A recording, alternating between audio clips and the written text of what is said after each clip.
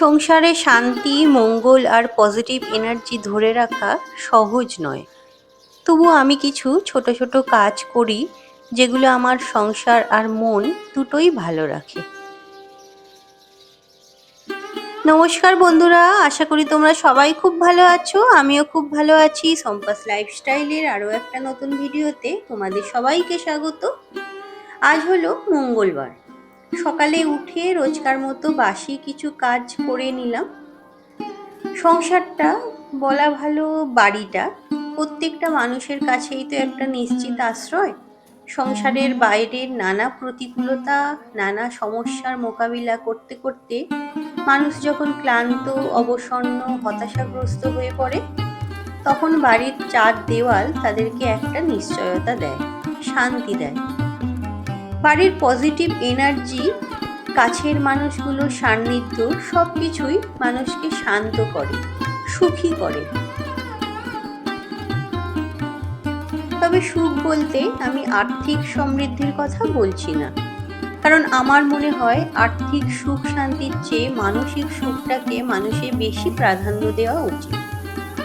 আর্থিক অভাব অনটন নিয়েও ভালো থাকা যায়, তবে মানসিক অশান্তি নিয়ে যায় না। আর বাড়িতে পজিটিভ এনার্জি থাকলে সংসারে সমৃদ্ধি, সুখ, শান্তি, সফলতা এমনিতেই আসতে বাধ্য।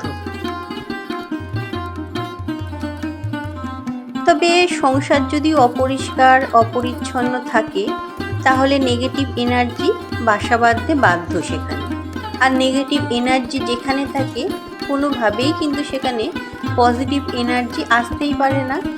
তাই সবচেয়ে প্রথম দরকার নেগেটিভ এনার্জিটা বাড়ি থেকে দূর করা।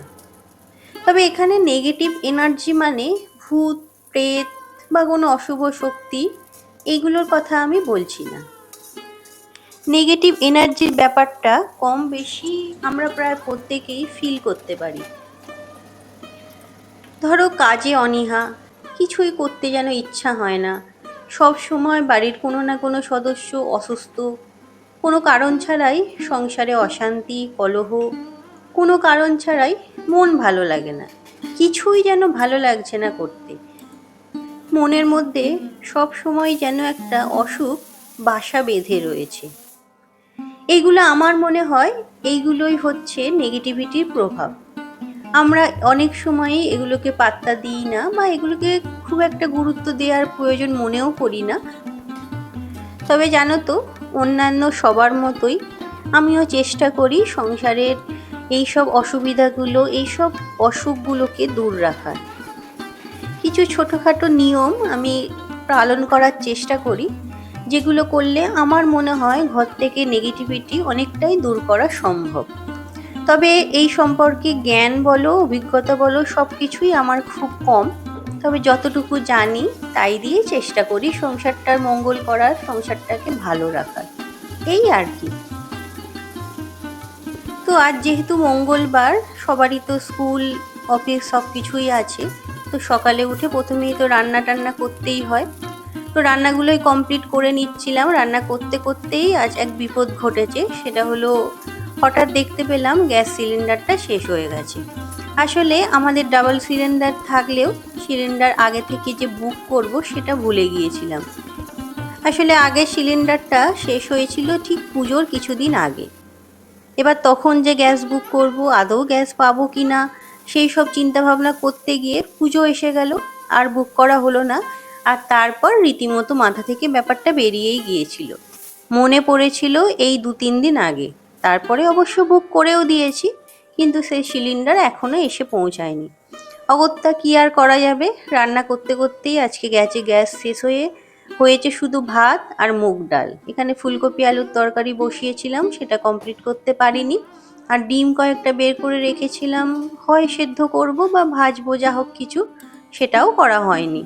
তো আপাতত এই দিয়েই কাজ চালাতে হবে, কারণ তোমাদের দাদাভাই তো এক্ষুনি বেরিয়ে যাবে। তবে কাল রাতে না অল্প একটু আলু বরবটি ভাজা করেছিলাম, ও ওই দিয়েই খেয়ে গেছে। আর তারপর বাবিকে স্কুলে দিয়ে এসে এই যে ইন্ডাকশানটাতে রান্না করছি। এটা আসলে এ বাড়িতে ছিল না, না হলে হয়তো সকালেই রান্নাটা হয়ে যেত। তো পরে এটা আনানো হয়েছে। তো যাই হোক, আসি মেন কথায়। আমার মনে হয় ঘরবাড়ি থেকে নেগেটিভিটি দূর করার জন্য সবচেয়ে প্রথমেই যেটা বেশি গুরুত্ব দেওয়া দরকার সেটা হলো ঘরবাড়ি পরিষ্কার রাখা। আসলে ঘরবাড়ি অপরিষ্কার থাকলে, অগোছালো থাকলে সেটা দেখে দেখবে মনের মধ্যেই কিরকম একটা অস্থিরতা তৈরি হয়। এটা আর কিছুই নয়, এটা একটা নেগেটিভ এনার্জি চারিদিকে ছড়ায়। তাই সবসময় চেষ্টা করি ঘরদোরগুলো যতটা সম্ভব গুছিয়ে পরিষ্কার পরিচ্ছন্ন করে রাখার। আর তাই দেখবে যখন অনেক নোংরা হয়ে থাকে, অগোছালো হয়ে থাকে ঘরদোর, তখন দেখবে একটু পরিশ্রম করে সেগুলো পরিষ্কার করে নিলে তারপরে সেগুলো দেখতেই কত ভালো লাগে, মনটা দেখেই কত খুশি হয়ে যায়। আরও একটা কাজ আমি সব সময় করি জানো তো, সারা দিনে যতক্ষণ বেশি সম্ভব ঘরের জানলা দরজা সমস্ত কিছু খুলে রাখার চেষ্টা করি। আমার ঘরে এমনিতে জানলা দরজা খুলে রাখলে প্রচুর হাওয়া চলাচল করে, খুব একটা অসুবিধা হয় না। আশেপাশে যদিও অনেক বড় বিল্ডিং আছে, কিন্তু তাতে অসুবিধা খুব একটা হয় না। আমার বাড়ির পাশেই যেহেতু একটা পুকুর আছে বেশ বড়, তাই ভালো হাওয়া চলাচল করতে পারে জানো তো।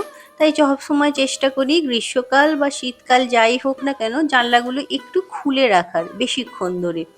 আসলে কি বলতো, গ্রামের দিকে তো জানলা দরজা খুলে রাখাই হতো আগেকার দিনে, কিন্তু এখন এই শহুরে কালচারে এই সুযোগটা খুব একটা পাওয়া যায় না, তাই যতটা পাওয়া যায় আর কি।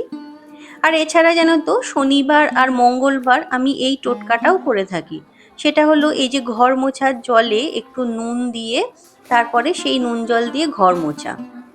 নুন নাকি ঘরের সমস্ত রকম নেগেটিভিটি দূর করতে খুব হেল্প করে জানো তো। তাই মোছার জলে একটু নুন দিয়ে সেই নুন জলে ভালো করে ঘরগুলো মুছে নিই। এটা অবশ্য প্রত্যেক দিনের জন্য নয়, মঙ্গলবার আর শনিবার করলেই হয়। এই টিপসটা আমার এক ইউটিউব বন্ধুর কাছ থেকেই পাওয়া বলতে পারো, তবে তারপর থেকে অ্যাপ্লাই করে দেখেছি, উপকার কিন্তু পাওয়া গেছে।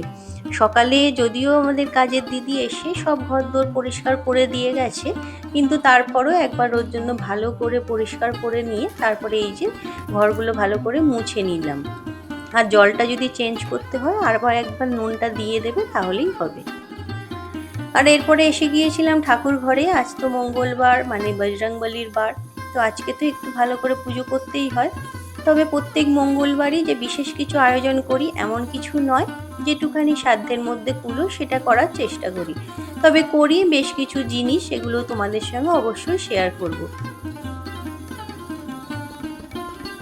শনি আর মঙ্গলবার দিন ছোটোখাটো কিছু টিপস যদি ফলো করতে পারো তাহলে কিন্তু ঘরের পজিটিভিটি অনেকটাই ফিরিয়ে আনা যায়।